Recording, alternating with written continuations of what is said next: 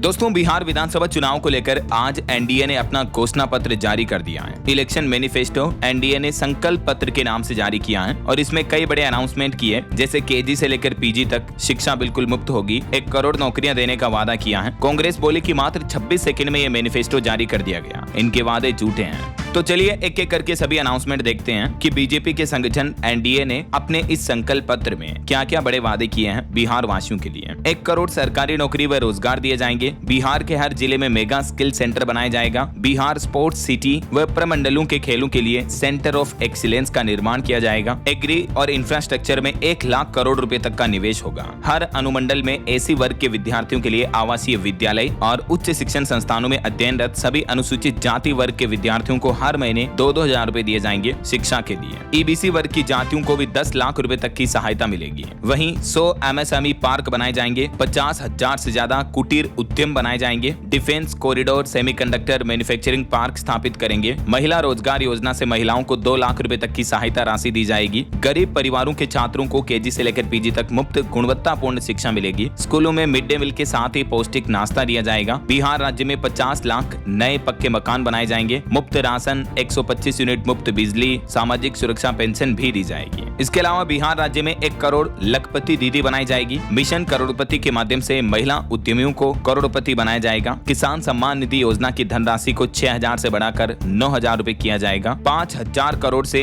जिले के प्रमुख स्कूलों का कायाकल्प करेंगे। 7 एक्सप्रेसवे व 3,600 किलोमीटर रेल ट्रैक का आधुनिकीकरण किया जाएगा और विश्व स्तरीय मेडिसिटी और हर जिले में मेडिकल कॉलेज का निर्माण करवाया जाएगा। और इतना ही नहीं, देखिए आप मत्स्य पालकों के लिए भी कुछ बड़े अनाउंसमेंट किए गए। उनकी सहायता राशि को भी 4,500 से बढ़ाकर 9,000 रुपए किया जाएगा। एमएसपी की गारंटी सभी फसलों के लिए लागू की जाएगी। मां जानकी की जन्मस्थली का विश्व स्तरीय आध्यात्मिक नगरी सीतापुरम के रूप में विकास होगा, जैसे उत्तर प्रदेश अयोध्या में डेवलपमेंट हुआ ना, वैसे ही। और बिहार के पटना, दरभंगा, पूर्णिया व भागलपुर में अंतर्राष्ट्रीय एयरपोर्ट और 4 नए शहरों में मेट्रो सर्विस भी शुरू की जाएगी। तो बिहार में इस बार एनडीए ने अपने घोषणा पत्र में कुल मिलाकर राज्य के ऑल ओवर डेवलपमेंट इंफ्रास्ट्रक्चर पर काफी फोकस रखा है। अच्छा, वैसे हाल ही में आपको पता होगा, इससे पहले विपक्षी महागठबंधन की तरफ से भी ये चुनावी घोषणा पत्र जारी किया गया। तो चलिए इन दोनों का थोड़ा कंपैरिजन भी देख लेते हैं। मतलब तुलनात्मक रूप से पक्ष की राजनीतिक पार्टियों ने या विपक्षी पार्टियों ने किसने क्या घोषणाएं की हैं। सबसे पहले देखिए, युवाओं के लिए एनडीए ने 1 करोड़ सरकारी नौकरियां देने का वादा किया। स्किल सेंटर और प्रशिक्षण पर जोर दिया जाएगा और रोजगार सृजन को प्राथमिकता दी जाएगी।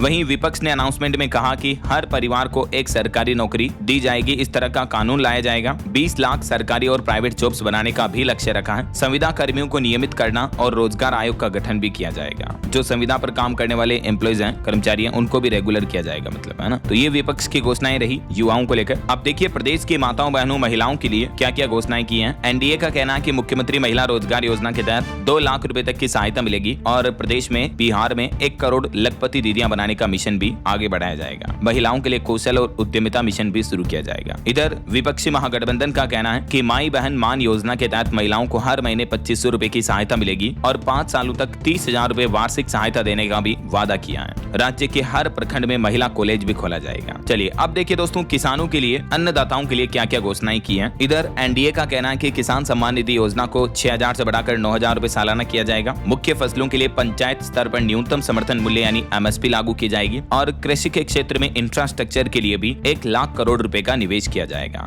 तो वहीं इधर विपक्षी महागठबंधन का कहना है कि छोटे किसानों के लिए कर्ज माफी की जाएगी। निःशुल्क सिंचाई बिजली योजनाएं शुरू की जाएगी। न्यूनतम समर्थन मूल्य एमएसपी राष्ट्रीय मानक से ज्यादा रखी जाएगी। फसल बीमा और फसल मूल्य का प्रत्यक्ष भुगतान योजना भी शुरू की जाएगी। अब देखिए बिहार में इंफ्रास्ट्रक्चर डेवलपमेंट को लेकर क्या क्या घोषणाएं हुई है। एनडीए का कहना है कि हर विधानसभा क्षेत्र में पशु सेवा एम्बुलेंस शुरू की जाएगी। जिला स्तर पर सुपर स्पेशलिटी अस्पताल बनाने, सस्ती दवाइयां देने और हर सब डिवीजन में नए कॉलेज बनाने का वादा किया है एनडीए ने। तो वहीं इधर विपक्षी महागठबंधन का कहना है कि नए औद्योगिक और आर्थिक हब बनाने का वादा किया है। कृषि, औद्योगिक क्लस्टर, खाद्य और स्वास्थ्य हब और निर्यात संवर्धन क्षेत्र पर भी फोकस रखा जाएगा। चलिए अब देखिए सामाजिक सुरक्षा को लेकर क्या क्या अनाउंसमेंट किया है। एनडीए का कहना है कि पिछड़ा वर्ग कल्याण के लिए 10 लाख रुपए तक की सहायता मिलेगी। विभिन्न वर्गों के लिए नया सशक्तिकरण कार्यक्रम भी शुरू किया जाएगा। तो वहीं इधर विपक्षी महागठबंधन ने तो सीधा सीधा कहा है कि संविदा और आउटसोर्स कर्मचारियों का नियमितीकरण यानी उन्हें रेगुलर किया जाएगा और जो केंद्र सरकार की पुरानी पेंशन योजना है ओपीएस, उसको लागू किया जाएगा वापस। वहीं विकलांग और वृद्धों के लिए पेंशन में भी बढ़ोतरी की जाएगी। चलिए अब देखिए शिक्षा एजुकेशन के क्षेत्र में क्या क्या अनाउंसमेंट हुए हैं। एनडीए का कहना है कि पिछड़ा वर्ग कल्याण के लिए 10 लाख रुपए तक की सहायता मिलेगी। विभिन्न वर्गों के लिए नया सशक्तिकरण कार्यक्रम भी होगा और एजुकेशन में मतलब केजी से लेकर पीजी तक मुफ्त एजुकेशन वगैरह दी जाएगी। शिक्षा को लेकर ये एनडीए का कहना है। जबकि इधर देखिए आप, विपक्षी महागठबंधन का कहना है कि राज्य के 136 ब्लॉकों में नए डिग्री कॉलेज खोले जाएंगे, प्रतियोगिता परीक्षाओं की फीस बिल्कुल समाप्त की जाएगी और परीक्षाओं में पारदर्शिता के लिए कड़े कानून लागू किए जाएंगे ताकि पेपर लीक वगैरह की घटनाएं ना हो और स्टूडेंट के भविष्य के साथ किसी तरह का कोई खिलवाड़ ना हो। तो ये दोस्तों पक्ष विपक्ष दोनों ही राजनीतिक पार्टियों के चुनावी घोषणा पत्र आपने देख लिए होंगे। अब एक तुलनात्मक कंपैरिजन ये देखिए आप कि इससे पहले जो 2020 में चुनाव हुए थे उस दरमियान क्या क्या बड़ी घोषणाएं की गई थी। पहली कैबिनेट में 10 लाख स्थायी या सरकारी नौकरियां दी जाएगी, नियोजित शिक्षकों को वेतनमान समय पर मिलेगा, सभी कॉन्ट्रैक्ट कर्मियों को रेगुलर करेंगे, समान काम समान वेतन निजीकरण को समाप्त करेंगे, 1500 रुपए बेरोजगारी भत्ता दिया जाएगा, एग्जाम फॉर्म और ट्रांसपोर्टेशन बिल्कुल फ्री करेंगे, 1 साल के भीतर सभी सरकारी कर्मियों के लिए पुरानी पेंशन स्कीम लागू करेंगे, बिहार में बिजली दरों को कम करेंगे, बिहार में खेल यूनिवर्सिटी और हर जिले में मेडिकल कॉलेज की स्थापना करेंगे। तो ये अनाउंसमेंट भी कुछ पिछले चुनावों के दौरान इलेक्शन मैनिफेस्टो में हमें देखने को मिले। अब सवाल ये है कि आखिर इन घोषणाओं में से कितनी घोषणाएं धरातल पर वाकई में लागू हो पाई और कितनी घोषणाओं का आम आदमी को फायदा मिल पाया। राइट, ऐसे में अगर आप भी बिहार विधानसभा चुनाव के दौरान मतदान करने के लिए जाते हो तो सोच समझ करके और अपने स्वयं के विवेक से जिस किसी भी राजनीतिक पार्टी को आप वोट देना चाहते हो वो दें, किसी के बहकावे में ना आए और किसी की लुभावनी घोषणाओं के लालच में आकर वोट ना दें। मेरी पर्सनल ओपिनियन बताऊं तो यहाँ इधर इस बार एनडीए ने ऑल ओवर राज्य के स्टेट लेवल के इंफ्रास्ट्रक्चर और डेवलपमेंट पर ज्यादा फोकस रखा है अपने इलेक्शन मैनिफेस्टो में, जबकि विपक्षी महागठबंधन ने डायरेक्टली इंडिविजुअल व्यक्तियों तक फायदा देने की घोषणाएं ज्यादा की हैं, जैसे फ्रीबीज वगैरह को लेकर ज्यादा अनाउंसमेंट रहे हैं। तो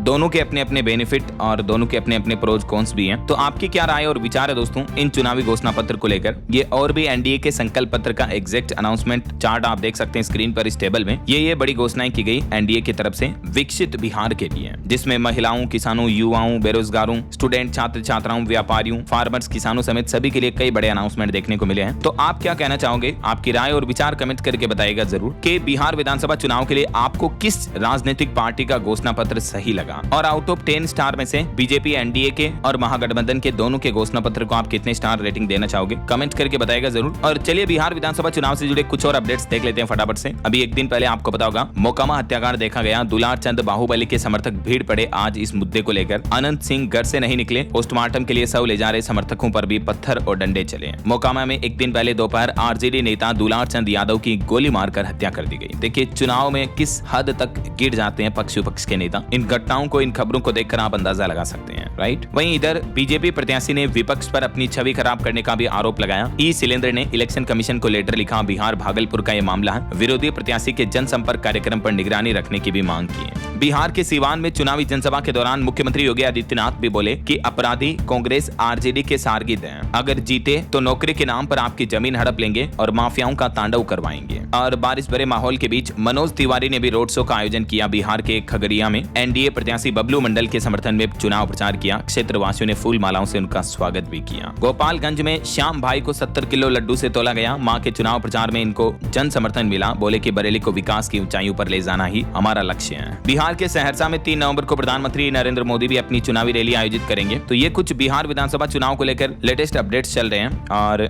आज देश के प्रधानमंत्री नरेंद्र मोदी गुजरात दौरे पर हैं। सरदार वल्लभ भाई पटेल जी की 150वीं जयंती के मौके पर गुजरात में उन्होंने स्टैच्यू ऑफ यूनिटी पर पुष्पांजलि अर्पित की। कई सारी नई परियोजनाओं का लोकार्पण, शिलान्यास और उद्घाटन भी किया। इस दरमियान पीएम ने अपने संबोधन में कहा कि पटेल चाहते थे पूरा कश्मीर भारत का हो, लेकिन नेहरू ने बांटा। जो अंग्रेज नहीं कर पाए वो कांग्रेस ने किया। वंदे मातरम का हिस्सा काट दिया। तो ये आज की बिहार चुनाव और इलेक्शन मैनिफेस्टो से जुड़ी कुछ महत्वपूर्ण बड़ी खबरें। उम्मीद आपको जरूर जानने मिली होगी। इस वीडियो को लाइक और शेयर करना। और आप कौन से स्टेट में, कौन से जिले में रहते हैं, किस राज्य में, किस जिले में, और अगर बिहार राज्य में रहते हैं तो कौन से जिले से आप ये खबरें देख रहे हैं, कमेंट करके बताएगा जरूर। साथ ही डीएलएस न्यूज चैनल को सब्सक्राइब करके बेल आइकन जरूर दबा देना रोजाना ऐसी इंफॉर्मेटिव जानकारियां, महत्वपूर्ण समाचार देखते रहने के लिए। ओके, ख्याल रखिएगा अपने आप का, अपने परिवार का। मिलेंगे अगले नेक्स्ट अपडेट में। तब तक के लिए जय हिंद, जय भारत, वंदे मातरम।